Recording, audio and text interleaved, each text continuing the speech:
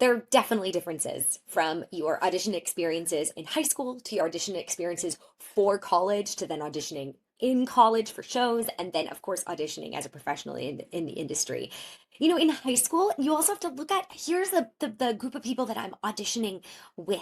There's so many factors that come into play and the different environments that you are in really alter what that audition experience feels like, because also inevitably what the skills that you bring to the table and the life experience that you're going to bring into your auditions is going to be different. You're not going to know as a high schooler what you're going to know when you've been working professionally in an industry for 10, 15 years. So that is going to look very, very different. And it's acknowledging that, hey, you don't know everything yet, but you're going to put your best foot forward. Do the best that you can at that moment in time.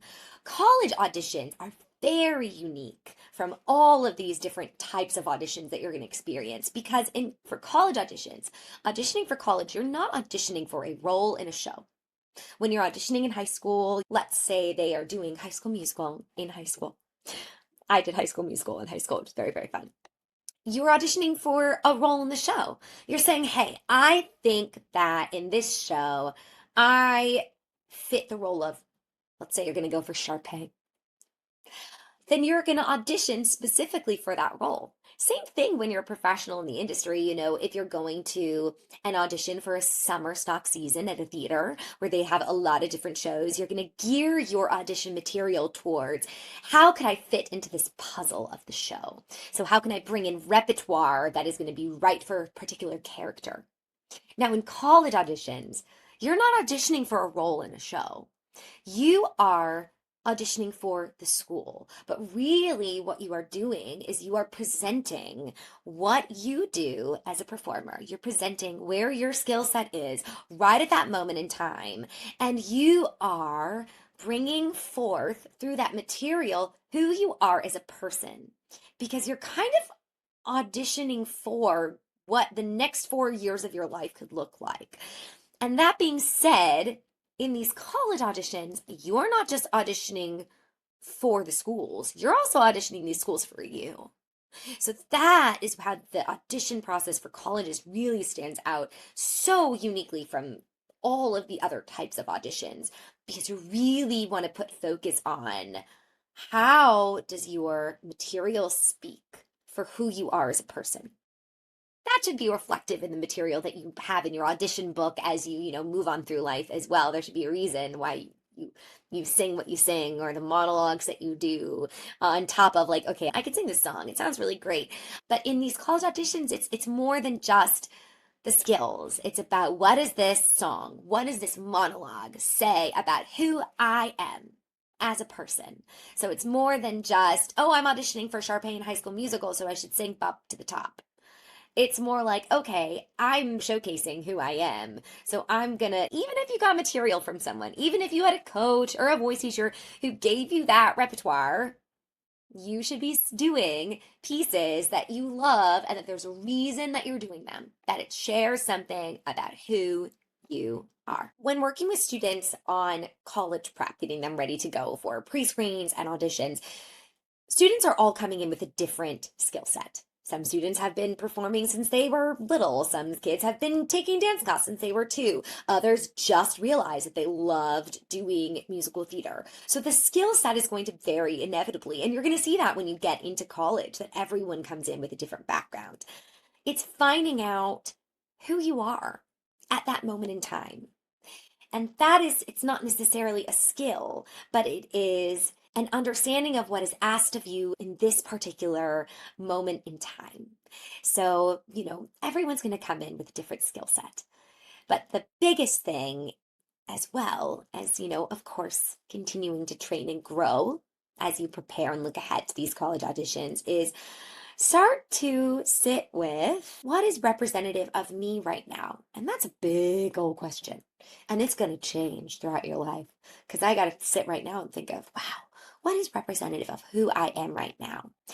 And if there were one missing piece of the puzzle that I've seen going into this process, is that it's just about the skills and not also about who you are as a human. One of my favorite moments or favorite emails to receive from students and parents that I've worked with is the moment after the auditions happen.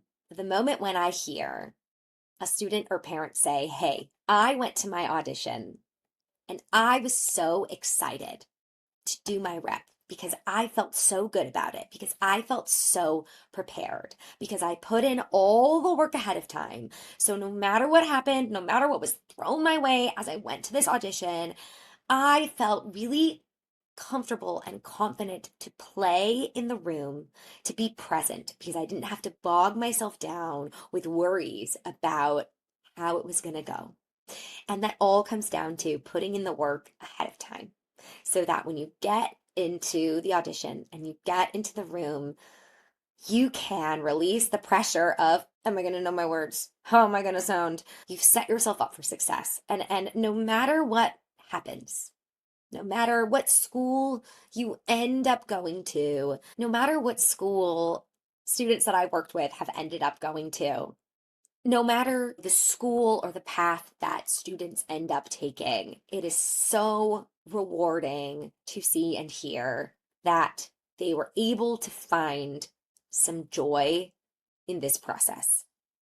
Now, that being said, it's not always going to be sunshine and rainbows, but by putting in the work ahead of time, then they were able to go into the room and really just show who they are as a person and say, "Hey, this is what I do, and I love it, and I know my rep, and I'm going to have fun with it, and it's going to be different every single time," because that is also why we do live theater.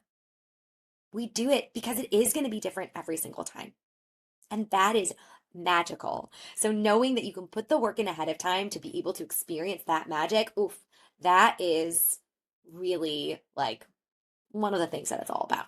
For parents, as your student goes through this process, allow yourself to be their parent and allow the support that they have, whether it's a coach or a teacher, to be the coach. Allow your child to take ownership of this process.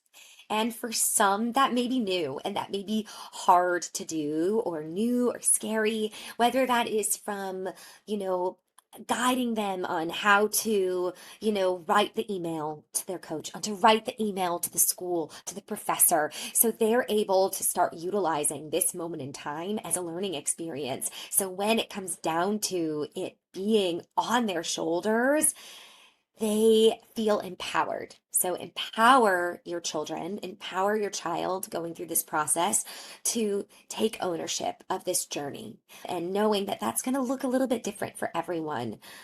So empower your child to take ownership throughout this process and also trust that the people that they have supporting them for the artistic elements are going to be able to be their coach.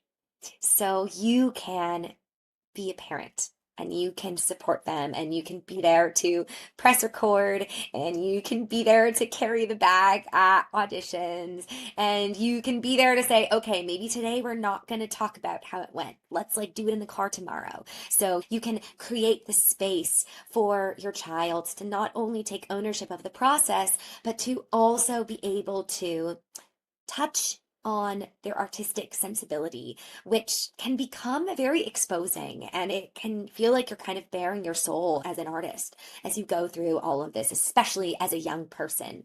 There start to be so many cooks in the kitchen. It can be hard.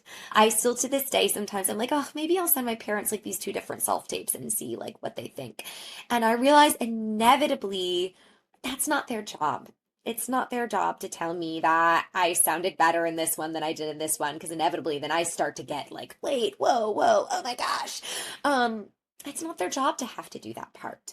They're there to support me. Empower your child and your student and put trust in them and the people that, you have built as your team of people around you. So you can also take the pressure off of yourself to have to wear all of these hats, some of which you might not have ever worn before. Looking to pursue musical theater in college? We know the thrill of saying yes to that dream and the overwhelm that comes with pre-screens, auditions, applications, and more. There's no single path to the right program or to standing out in the audition room. That's where we come in. Hi, I'm Julie Kavanaugh, Program Director of BVC Aspire. As an actor and an arts educator, I've spent the past 10 years helping students and families navigate pre-screens, auditions, and everything in between. Whether you're just starting to explore or gearing up for the final stretch, Aspire is here to help you navigate this roller coaster with clarity, confidence, and a little fun along the way. Welcome to the Aspire Guide to Musical Theater College Auditions, where we dive into the roller coaster ride of those musical theater college auditions. Our mission is simple: to help you find a program that values your worth and allows you to thrive.